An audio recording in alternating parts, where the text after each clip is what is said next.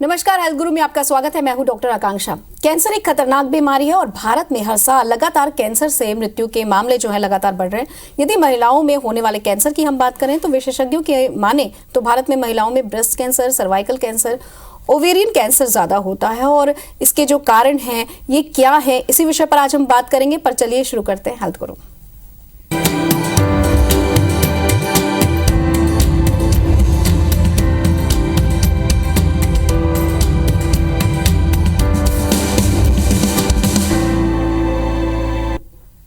प्रारंभिक अवस्था में यदि कैंसर के लक्षणों का पता चल जाए तो कैंसर का सफल उपचार हो सकता है और जीने की जो अवधि है वो बढ़ सकती है।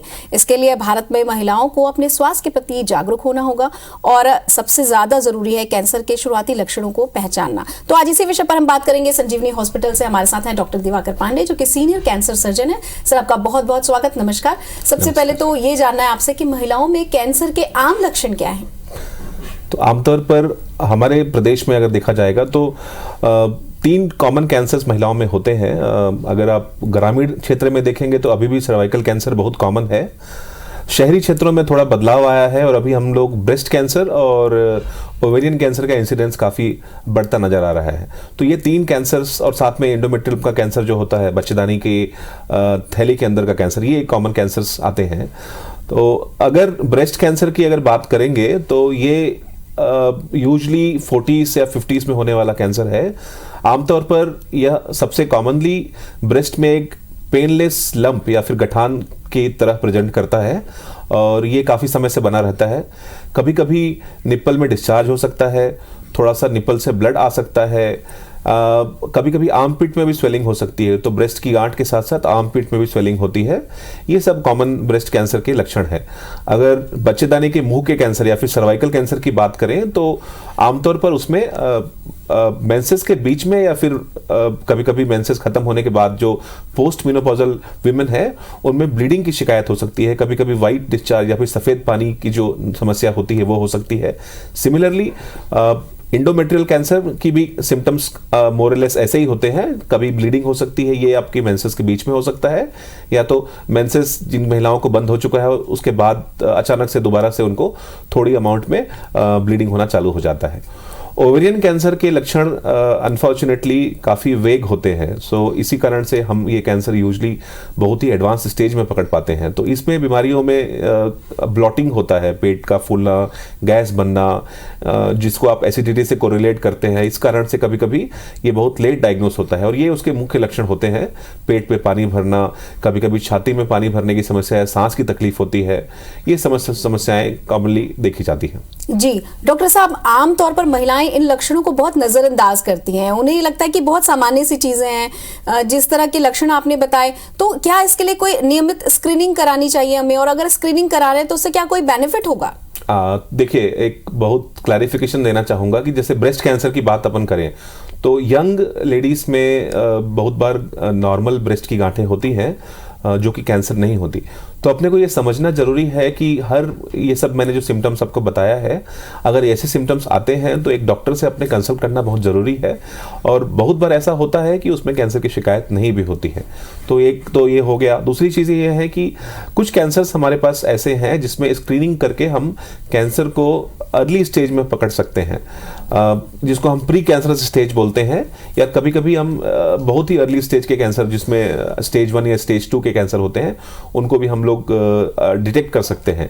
इसका एडवांटेज ये होता है कि ऐसे स्टेज में कैंसर में ट्रीटमेंट के बाद जो आउटकम्स होते हैं, रिजल्ट सबसे बेस्ट होते हैं। वापस आने की संभावना काफ़ी कम होती है और सबसे और ज़रूरी बात यह है कि इलाज में खर्चा भी कम होता है। तो 2 मेन स्क्रीनिंग टेस्ट फीमेल के लिए अभी हैं हमारे यहाँ। एक ब्रेस्ट कैंसर की स्क्रीनिंग अवेलेबल है। इसमें एक ब्रेस्ट का एक्सरे करते हैं जिसको हम लोग मैमोग्राम बोलते हैं। ये यूजली हम लोग 50 साल की उम्र की ऊपर की महिलाओं को एडवाइस करते हैं और साल में एक बार हमको ये मैमोग्राम करना होता है। 40 से 50 के बीच में भी कर सकते हैं, ये 2 साल में एक बार कर सकते हैं। इसके अलावा कभी कभी कुछ मरीजों में फैमिली में कैंसर की हिस्ट्री होती है, जिसको जेनेटिक कैंसर बोला जाता है, ऐसे पेशेंट्स में ये स्क्रीनिंग टेस्ट पहले कर सकते हैं। तो अगर उनकी फैमिली में किसी को, उनकी सिस्टर या मदर को या फिर किसी और फैमिली मेंबर को इससे रिलेटेड कैंसर हुआ है, तो उससे उसके होने के एज के 10 साल पहले ये स्क्रीनिंग कर सकते हैं। सिमिलरली सर्वाइकल कैंसर के लिए स्क्रीनिंग अवेलेबल है।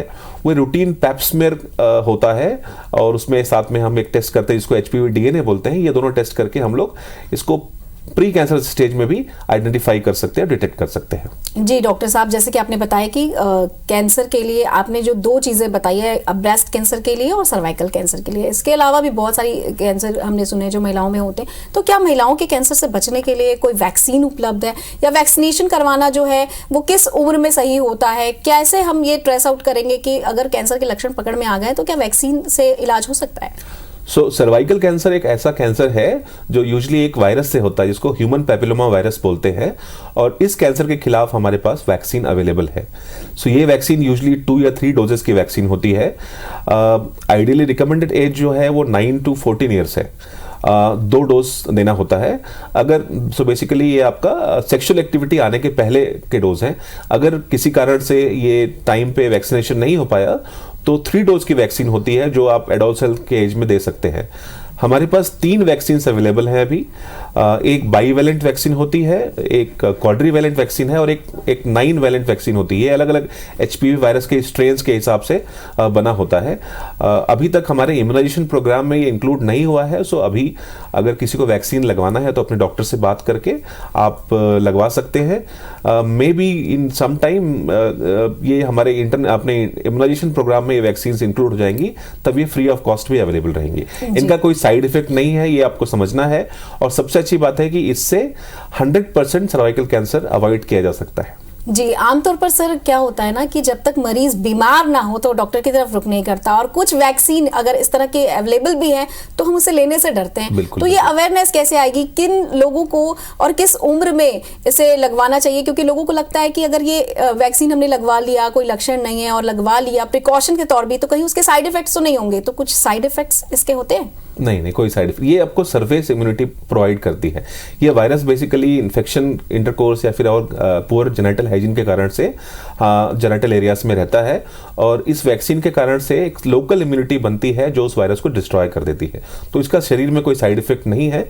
इनफैक्ट कोई भी साइड इफेक्ट नहीं है, डरने की कोई बात नहीं है। जी डॉक्टर साहब, अगला सवाल ये है कि महिलाओं के कैंसर के इलाज के लिए हमारे यहाँ कौन कौन से विकल्प यदि हैं तो मैं जानना चाहूंगी कि कौन कौन से विकल्प हमारे यहाँ उपलब्ध है।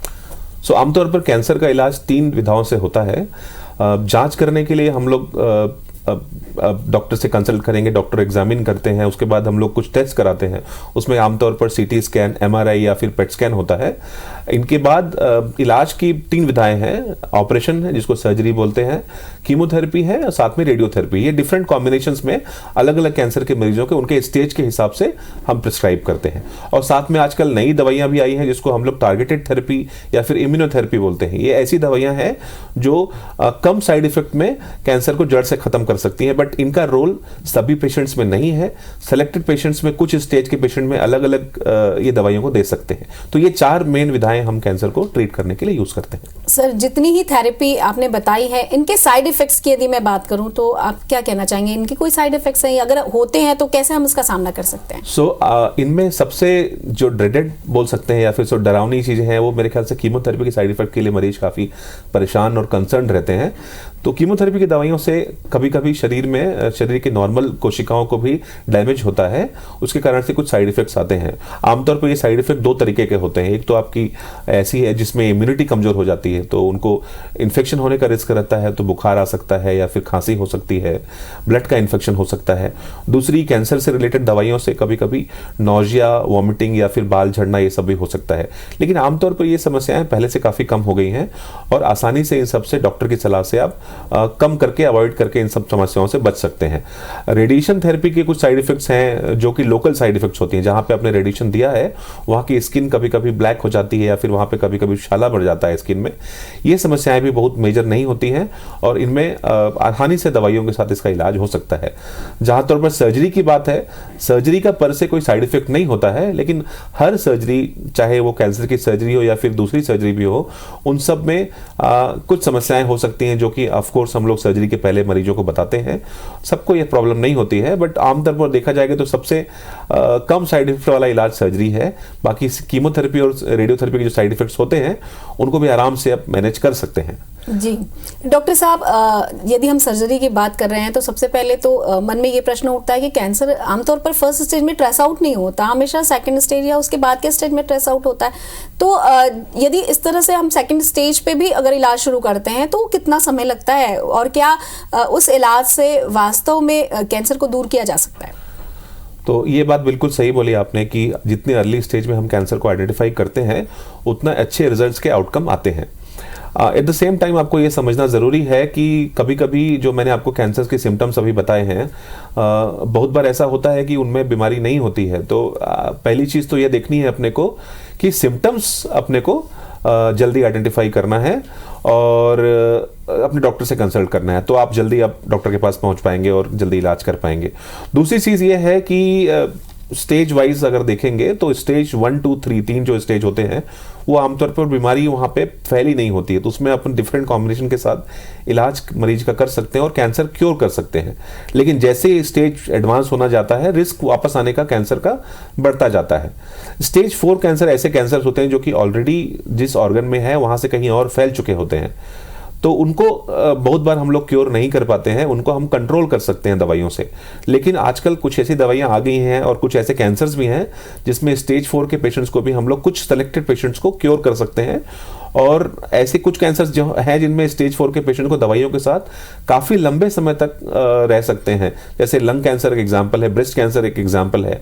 वहाँ पे विदाउट साइड इफेक्ट की दवाइयाँ काफ़ी लंबे समय तक मरीज को 10 साल 15 साल तक बिना किसी तकलीफ के रह सकते हैं। जी डॉक्टर साहब, आपके यहाँ रोबोटिक सर्जरी की भी सुविधाएं हैं, तो रोबोटिक सर्जरी में महिलाओं के कैंसर के इलाज में और आम इलाज में क्या फर्क है और किससे ज्यादा फायदा है? देखिए, ये बहुत अच्छा क्वेश्चन है। और रोबोटिक सर्जरी एक ऐसी सर्जरी का टेक्निक है जहाँ पे हम लोग ऐसे ऑर्गन्स जहाँ पे आपके हाथ को या फिर लेप्रोस्कोपिक सर्जरी को जाना मुश्किल होता है, उसको एक मैग्नीफाइड 3D व्यू में हम देख पाते हैं। तो महिलाओं के कैंसर में खासकर पेल्विक सर्जरीज जो होती हैं, जो एंडोमेट्रियम का कैंसर है, सर्वाइकल कैंसर है, इन कैंसर की सर्जरी में अगर रोबोटिक सर्जरी यूज़ करते हैं तो एक आपके पास विजन जो आता है काफ़ी अच्छा आता है। आप बहुत फाइन डिटेल के साथ उन ऑर्गन्स को देख सकते हैं, साथ साथ उसके आसपास की ब्लड वेसल्स को, नर्व्स को देख सकते हैं। तो जो नर्व्स आपको डैमेज नहीं करना है वो नर्व्स आसानी से आप प्रिजर्व कर सकते हैं। तो इसके फ़ायदे ये हैं कि आपको ऑपरेशन में चीरा कम लगता है, पेन बहुत कम होता है, और सबसे अच्छी बात है कि जो साइड इफेक्ट्स है सर्जरी की, जैसे किसी के नर्व डैमेज है या फिर ब्लड वेसल से इंजरी है, इन सब साइड इफेक्ट को हम लोग ऑलमोस्ट कंप्लीटली अवॉइड कर सकते हैं। तो ये नॉर्मल सर्जरी या लेप्रोस्कोपिक सर्जरी की कंपेयर करने से रोबोटिक सर्जरी के एडवांटेज हैं। जी डॉक्टर साहब, सर्वाइकल कैंसर का जिक्र हो रहा है, तो इसके लक्षणों पर भी हम थोड़ा सा जानना चाहेंगे कि किस तरह के लक्षण इसमें होते हैं, कैसे हम ध्यान रखें कि सर्वाइकल कैंसर के लक्षण हैं ये। जैसा कि मैंने बताया, सर्वाइकल कैंसर यूजली आजकल तो कम उम्र की महिलाओं को भी हम देख रहे हैं, लेकिन यूजली ये सबसे कॉमन जो कंप्लेंट्स होती है उसमें वाइट डिस्चार्ज होता है। असामान्य रूप से कभी कभी योनि से ब्लड आता है, जो मेंसेस के बीच में हो सकता है या फिर मेंसेस बहुत जल्दी जल्दी होना चालू होता है, ऐसा लगता है। ये सबसे कॉमन कंप्लेंट्स है। बीमारी अगर बढ़ जाती है तो कभी कभी पेशाब में तकलीफ हो सकती है, पेशाब बंद हो सकता है या फिर पेशाब के रास्ते खून आ सकता है, या तो लैट्रिन के रास्ते कभी कभी खून आ सकता है क्योंकि बीमारी वहां जा सकती है। इंटरकोर्स में पेन हो सकता है, ये बहुत कॉमन कंप्लेंट्स एक बार कुछ पेशेंट्स बोलते हैं। तो ये कॉमन कंप्लेंट्स है जिसमें अगर ऐसा कुछ है तो आपको अपने डॉक्टर से तुरंत कंसल्ट करना चाहिए। बिल्कुल, आपने बहुत ही महत्वपूर्ण विषयों पर प्रकाश डाला है और बहुत सही तरीके से आपने बताया कि इसके लक्षण क्या क्या हैं, लाइफस्टाइल कैसी होनी चाहिए, इस विषय पर भी हम बात करेंगे। हेल्थ गुरु में आज हम बात कर रहे हैं महिलाओं में होने वाले कैंसर पर, और हमारे साथ सीनियर सर्जन यहाँ मौजूद हैं कैंसर के, डॉक्टर दिवाकर पांडे। तो अपनी बातों का सिलसिला आगे बढ़ाते हैं। सर, आपसे जानना चाहेंगे कि जीवन शैली और आहार में यदि बदलाव किया जाए तो क्या कैंसर से बचा जा सकता है, और कैंसर से बचने के लिए महिलाओं को किन चीज़ों में सावधानी बरतनी है? जीवन शैली और आहार में बदलाव एक काफ़ी महत्वपूर्ण अंग है। कैंसर के साथ साथ काफ़ी सारी और बीमारियों से हम बच सकते हैं। तो इनमें सबसे इम्पॉर्टेंट आज जो देखा जा रहा है वो मोटापा है। मोटापा काफ़ी सारे कैंसरों के लिए एक कॉमन रीज़न बनता है। दूसरी और इश्यूज ऐसे हैं कि genital hygiene, poor genital hygiene एक बहुत कॉमन रीज़न है, खासकर रूरल एरिया में जो कैंसर्स, जो बच्चेदानी के मुंह का कैंसर बढ़ने का कारण है वो पुअर जेनेटल हाइजीन है। तो वो एक लाइफस्टाइल चेंज, अब मतलब सैनिटरी पैड आजकल गवर्नमेंट प्रोवाइडेड भी, गवर्नमेंट की तरफ से इंसेंटिव भी मिलता है, और कपड़ा जो यूज़ करते थे महामारी के समय वो कंप्लीटली अवॉइड करना चाहिए। सिमिलरली आपके डाइट में अगर रेड मीट नहीं है या फिर आप हाई फैट डाइट नहीं लेते हैं, बैलेंस्ड इंडियन डाइट लेते हैं, तो उससे भी काफ़ी सारी चीज़ों से आप बच सकते हैं, जो और साथ साथ कैंसर से भी बच सकते हैं। सिमिलरली कुछ कैंसर्स ऐसे होते हैं जो कि महिलाओं में लेट मैरिज या फिर बच्चे में गैप या फिर लेट से बेबी करने के कारण से होता है। तो एक सही टाइम पे फैमिली प्लान करना, सही टाइम से मैरिज करना, ये सब चीज़ें भी बहुत इंपॉर्टेंट हैं, और उससे भी काफ़ी हद तक इन बीमारियों से बचा जा सकता है। जी डॉक्टर साहब, अगर किसी चीज को लेकर, किसी कैंसर को लेकर बहुत ज्यादा जागरूकता नजर आती है महिलाओं में, तो वो होता है एक तो ब्रेस्ट कैंसर और दूसरा होता है स्किन कैंसर। तो स्किन कैंसर के लक्षणों के बारे में भी हम आपसे जानना चाहेंगे कि स्किन कैंसर को कैसे ट्रेस आउट किया जाए। स्किन का कैंसर फॉर्चुनेटली भारत में काफ़ी अनकॉमन कैंसर है। ये वेस्टर्न कंट्रीज में या फिर ऐसे जगह पे जहाँ पे लाइट स्किन लोग रहते हैं उनमें ज़्यादा कॉमन होता है। तो पहली चीज़ तो ये है, ये यूजली 2-3 तरीके के होते हैं। जो सबसे डेंजरस है वो पहले बताना चाहूँगा, वो और रेयर होता है। उसको हम लोग मेलानोमा बोलते हैं। तो उसमें आपके शरीर में कोई मोल है जो साइज में बदल रहा है, या फिर वहाँ पे खुजली हो रही है, या फिर ब्लीडिंग हो रही है, या फिर उसका कलर चेंज हो रहा है, या फिर अचानक से आपको लग रहा है कि कुछ गांठ आपको उसके पास नजर आ रही है। तो ये मेलानोमा का बीमारी हो सकता है, ये खराब बीमारी है, इसके लिए आपको आना है। दूसरी कॉमन कैंसर्स में स्क्वैमस सेल कार्सिनोमा होता है स्किन का, साथ में एक बेसल सेल कार्सिनोमा होता है। ये शरीर के कुछ हिस्सों में ही होता है, और यूजली इससे सन के एक्सपोजर का एक कॉमन पैथोलॉजी, मतलब आपके सन के एक्सपोजर के कारण से भी हो सकता है। तो इनमें आपको छोटी सी गांठ रहेगी जो कि काफ़ी लंबे समय से भर नहीं रही होगी, या फिर कोई अल्सर रहेगा स्किन में, तो उसके लिए डॉक्टर को दिखा सकते हैं। बट अच्छी बात यह है कि ये बीमारियां काफ़ी रेयर हैं हमारे यहाँ। जी डॉक्टर साहब, महिलाओं के कैंसर के इलाज के दौरान क्या सावधानियां बरतनी होती है और कैसे उन्हें ध्यान में आप रखते हैं, या दूसरे डॉक्टर्स को किन बातों का ख्याल रखना होता है? सबसे पहली बात यह है कि कैंसर के जो लक्षण मैंने बताए हैं उसमें कभी भी ऐसा लगता है तो आपको डॉक्टर के पास जल्दी आना है, ताकि आप अर्ली स्टेज में, अगर अनफॉर्चुनेटली बीमारी आती है तो अर्ली स्टेज में आप उसको आइडेंटिफाई कर सकें और ट्रीटमेंट चालू कर सकें। अब साथ साथ अगर मान लो कीमोथेरेपी की दवाइयाँ लगती हैं तो हम आपके डॉक्टर कुछ आपको प्रिकॉशंस बताते हैं। मेनली आपको हाइड्रेशन अच्छे से रखना होता है, पानी खूब पीना होता है, कुछ दवाइयाँ अवॉइड करनी होती हैं, कुछ फ्रूट्स अवॉइड करने होते हैं, भीड़ भाड़ वाले हिस्से में बचना होता है ताकि इन्फेक्शन ना हो सके। ये कीमोथेरेपी से रिलेटेड प्रॉब्लम्स को ऑलमोस्ट ठीक कर सकते हैं। सिमिलरली सर्जरी के लिए भी कुछ प्रिकॉशंस हैं, अलग अलग टाइप की सर्जरीज में कुछ तकलीफ हो सकती है, वो तरीके हैं वो बता सकते हैं। रेडिएशन के समय जिस हिस्से में रेडिएशन लगता है वहाँ पे यूजुअली अपने को लाइट, आपने अगर छोटी भी चोट लगती है वहाँ पे तो वो भरता नहीं है, तो उसको प्रिकॉशन लेना होता है। तो ये सब कॉमन समस्याएं हो सकती हैं जो आसानी से आप मैनेज कर सकते हैं। डॉक्टर साहब, कैंसर एक बार क्योर कर दिया आपने, इलाज कर लिया, तो फिर क्या उसके बाद भी आप पेशेंट को नियमित स्क्रीनिंग या टेस्टिंग के लिए बोलते हैं, क्या वापस से फिर से बुलाते हैं? बिल्कुल बिल्कुल, जितना जरूरी कैंसर का इलाज है उतना ही जरूरी अब मेरा मानना है कि उसके बाद फॉलोअप है। क्योंकि अनफॉर्चुनेटली जैसे ही कैंसर एडवांस स्टेज का होता है, ऑल्दो क्योर हो जाता है, बट कुछ लोगों में वापस आने का रिस्क भी रहता है।